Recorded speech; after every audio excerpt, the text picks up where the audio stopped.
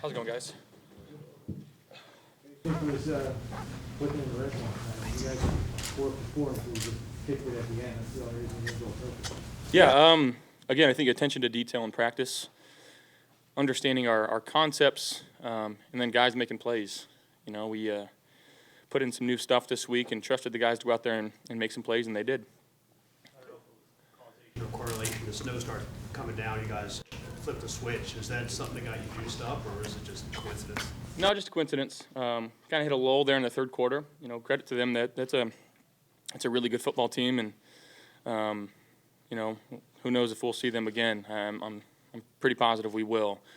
So again, yeah, that third quarter is not where we want to be. But again, that fourth quarter, guys made plays, stepped up, found a way to win. I thought our defense played a heck of a game in that second half, especially.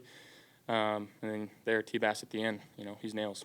What did you see in that last drive? It seemed like Miami's playing a wide line, and I started running the edges a little bit during that time. Yeah.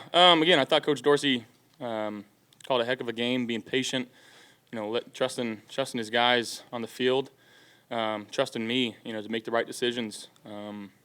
So yeah, he found some good plays that we kept going back to, and you know, our offensive line kept executing. Our running backs ran the ball hard, and you know, just found a way. Josh, a lot has been made of Dawson's role with this offense. Some weeks statistically it's maybe not as big as others, but tonight you were looking his way a lot. What did you like about the matchup with him tonight? Yeah, I thought Dawson played really big tonight. Used his size very well. Again, catch and run, nice. Love that. That's a good ringtone.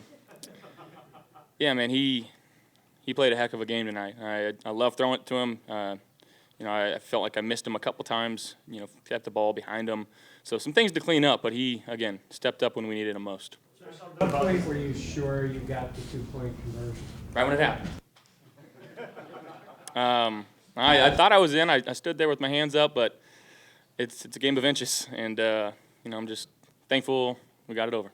Is there something about this opponent, Josh? I mean, obviously it's a division game, and you guys get up for those, but throughout your career, you have played Miami really, really tough. You know, these are just the division games. We know them; they know us. I couldn't tell you why, but you know, we want to go out there and be perfect every time we touch the ball, and every drive we want to end in a touchdown. And you know, we're just trying to go out there and execute at a high level, and we seem to do it against these guys again. But they beat us earlier in the year. You know, it's a really good football team. We just played. They took them down to the wire, took a last-second field goal to win. You know, I thought our defense, you know, stepped up big in that second half. But again, it takes everybody. Hey, Josh, obviously you want more steps after this, but can you appreciate clinching the playoffs with the things that you guys have overcome this year a little bit? Absolutely. That's the number one thing Coach McDermott preaches is playoff caliber. Can't win the Super Bowl unless you make the playoffs. So that's goal number one down. Goal number two now is to clinch the division. And then, again, that's how we'll take it. We'll take it one game at a time and be ready for next week.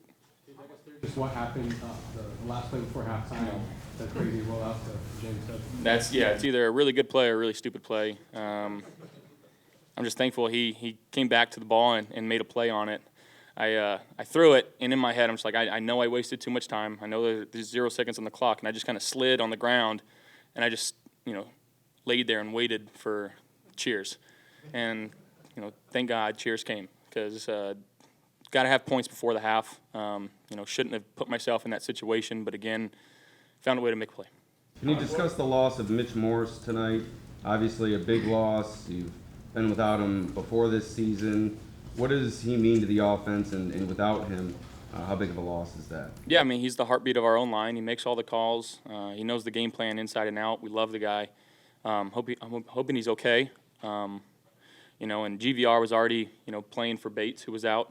So he kicks over to center. You know, Quez comes in at right guard, and they didn't miss a beat. They played extremely well. You know, I'm proud of our guys for stepping up. And again, that's just kind of been the season this year. Guys going down, guys stepping up, and again, just continuing to find ways to win football games. How about people throwing snow onto the field tonight? The environment.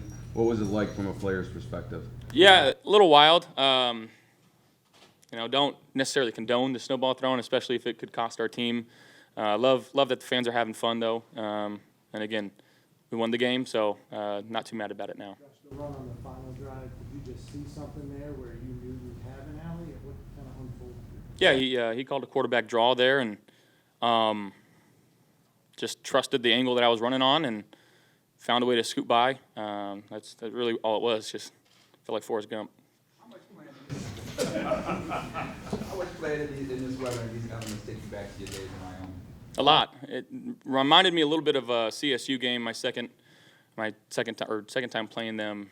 You know, nasty weather there in that second half, running the ball there late to win. I think we might have won on a field goal, or I think Kellen Overstreet actually punched it in there late to give us the lead. But very similar elements. You know, just can barely see. You got snowballs pelting you in the eyes, and you know, everybody wears beanies, but I think a hat is almost better in this weather. Keeps your eyes protected a little bit, so that's something we have to learn to adjust. Josh, on that long run, on the game time drive, what did you see from your perspective? On which one? The long run, the 44-yard. Oh, yeah, again, just called a quarterback draw. Our line got to the right spot and, again, just started running. That's really all it was, and picked an angle, trusted it, and worked out. Josh, Jordan had said that you guys maybe expected to see more snow or have the band arrive earlier or whatever. Is that with all that's going on within the game, are they updating you guys at all on, you know, it looks like fourth quarter it's going to be here and we might have to adjust some things? No, really, as soon as the game hits, you know, we're expecting snow. We'll adjust to no snow, and then, you know, when the snow came, we were prepared for it. But, you know, I thought it would have snowed earlier, you know, just given all the reports that we gotten throughout the week, especially like earlier today. But, yeah, it is what it is. We focus on what we can. Josh, you had Quentin, Naheem, and James all had their first touchdown catches tonight. How big is that to be able to spread the ball around that much? That's huge. When you get other guys involved in the game plan, you know, sharing the wealth, that's what makes an offense scary and dangerous when, you know, at any point, any of these guys can catch the ball and make a play. And, again, I thought guys stepped up. Obviously, those aren't starters, you know, guys making plays when the opportunity is called and taking advantage of those opportunities. So really appreciate those guys for working as hard as they do and understanding their game plan and then going out there and executing. Thank you, guys.